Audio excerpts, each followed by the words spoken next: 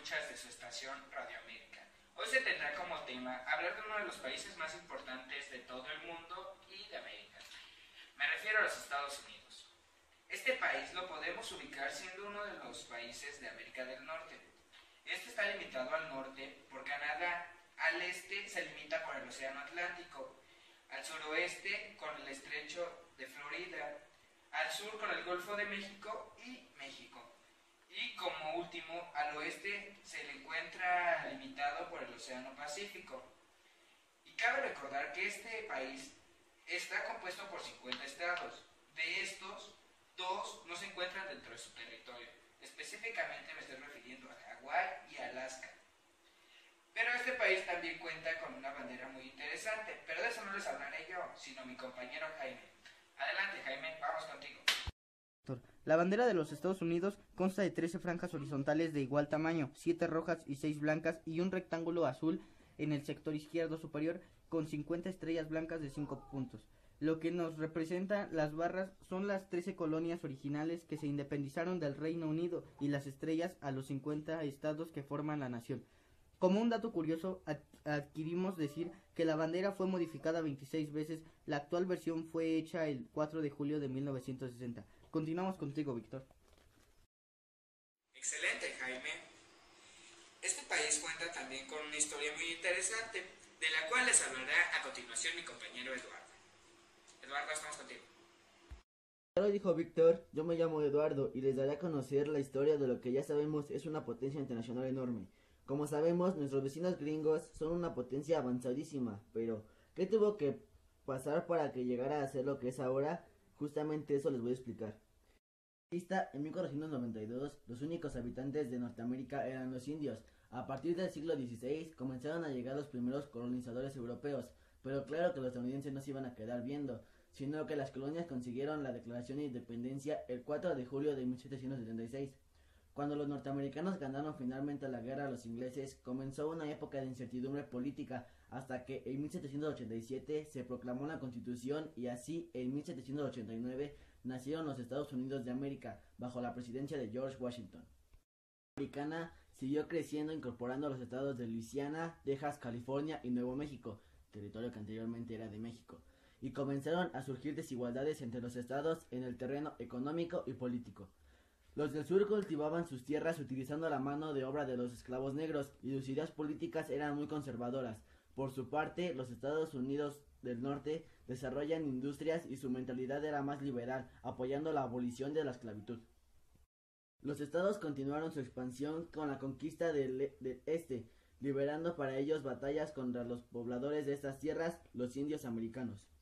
Estos fueron derrotados a finales del siglo XIX y los supervivientes fueron confinados en reservas. Y aquí cuando nos despedimos de nuestros amigos los indios. Todos conocen la bomba atómica de Hiroshima y Nagasaki, ¿o no? Pues sí, claro, Estados Unidos tuvo que ver con eso, ya que fue una especie de venganza hacia China, ya que fue ella quien atacó primero la base militar de Pearl Harbor. Estados Unidos, como una de las grandes potencias mundiales, se ha visto siempre involucrado en los conflictos bélicos mundiales. La Guerra Fría, Vietnam, Afganistán, el Golfo, los Balcanes, siempre jugando un papel clave.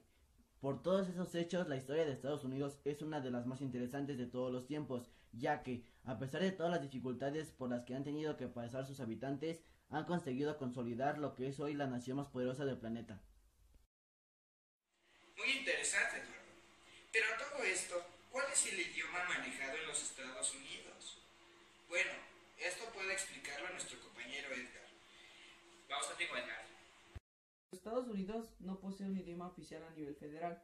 Sin embargo, el idioma predominante en el que está escrita la Constitución, las leyes y en el que se realizan los quehaceres del gobierno es inglés. Sin embargo, otros cientos de idiomas y dialectos, siendo el español el más común entre ellos, idioma que además posee reconocimiento oficial en algunas jurisdicciones del suroeste.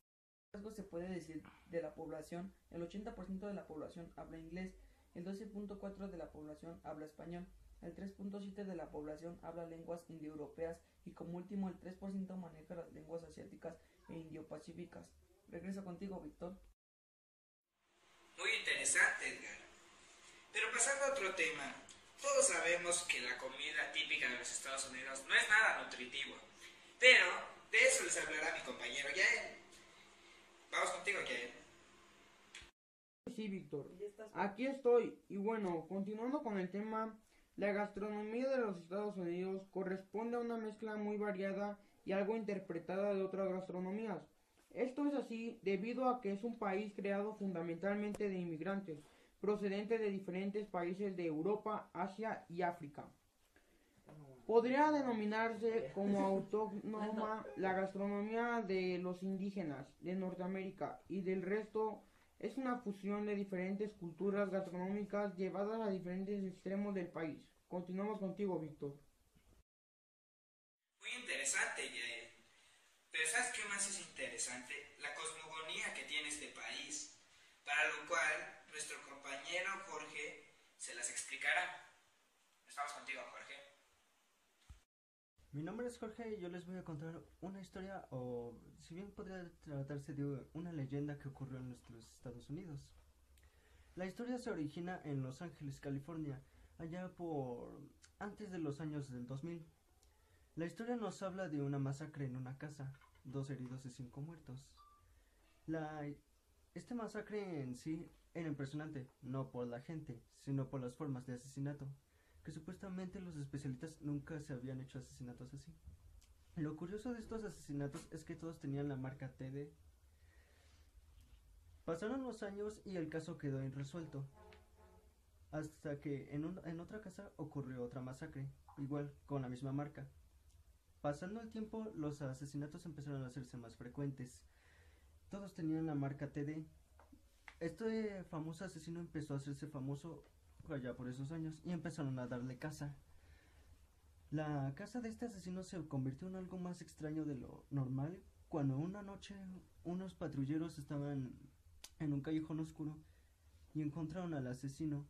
Descubrieron que era él por la marca que estaba poniendo en una pared con graffiti, el TD. Comenzaron a perseguirlo, pero este empezó a escapar. Lo persiguieron hasta los cementerios. Cuando llegaron hasta ahí, un policía actuó rápido y sacó una cámara. El asesino logró escapar, pero el policía logró sacarle una foto. Cuando la foto fue revelada, el policía salió huyendo de ahí diciendo de que estaba maldito el asesino. Cuando revelaron la foto, descubrieron que la visión del asesino era un oso de peluche, que extrañamente tenía un rombo rojo brillante. Las investigaciones empezaron a surgir y empezaron a dar varias teorías sobre qué era este asesino. La conclusión más lógica era que era un demonio que extrañamente tenía forma de oso de peluche. La verdad no le fue revelada al pueblo por unos cuantos meses hasta que la fama del asesino empezara a crecer. Se supone de que este dichoso asesino fue revelado cuando un hombre entró a las bases secretas de Allende. La policía reveló todos los archivos y toda la información, le sacó muchas copias y al pueblo las reveló. El pueblo empezó a enloquecer, algunos se empezaron a escapar, otros no creían en el asesino. La cosa se empezó a poner más tensa cuando allá en las iglesias se empezaron a enterar. Se supone de que ahí se originó una oración que duró más o menos un mes aproximadamente, hasta que la gente empezó a ver en sus casas que el asesino estaba afuera. Había gente que decía que estaba afuera. Ponían bendiciones y cruces para que no pudiera entrar. Hay gente que asegura que el asesino decía que esas protecciones no lo iban a detener para siempre. Todo se terminó cuando una noche un padre muy religioso salió a buscar al asesino. En eso se lo logró topar y empezó una oración. En eso el pueblo empezó a alzarse y empezó a orar. Todos juntos empezaron a llegarle al asesino. Este asesino, el oso, empezó a sangrar de varias partes de su cuerpo. Lo más extraño o lo más aterrador es que empezó a sangrar también de los ojos. Todo se terminó cuando el padre le arrojó agua bendita. El asesino explotó en sangre. Se supone que la paz empezó a llegar allá en Los Ángeles hasta que Sega, una compañía de videojuegos, sacó un videojuego de Sonic llamado Sonic R, que ahí tenía en su lista de personajes hay un personaje, el Tails Doll, que extrañamente también era muy parecido al dichoso asesino. Esta leyenda se originó cuando un niño murió en su habitación por haber desbloqueado a dicho personaje. Dicen que fue por la emoción, pero en sí lo único que vieron o lo único que estaba en la tele era el muñeco con una música extraña. Y pues nada, esa es la historia del asesinato de... Qué espeluznantes historias, Jorge. Pero, vamos, no todo es malo en este país. A continuación, mi compañero Osvaldo nos hablará de la cultura musical que tiene este enorme país. Vamos contigo, Osvaldo. Mi nombre es Osvaldo y yo les voy a hablar sobre la música de los Estados Unidos. La música de los Estados Unidos de América es un reflejo de la población multitécnica del país a través de una amplia gama de estilos. Entre sus géneros de mayor reconocimiento internacional se destacan el country, blues, jazz, rap, hip hop y el rock and roll. Regresamos contigo, Víctor. Bueno, por nuestra parte ha sido todo. Se despide de ustedes su compañero y amigo Víctor.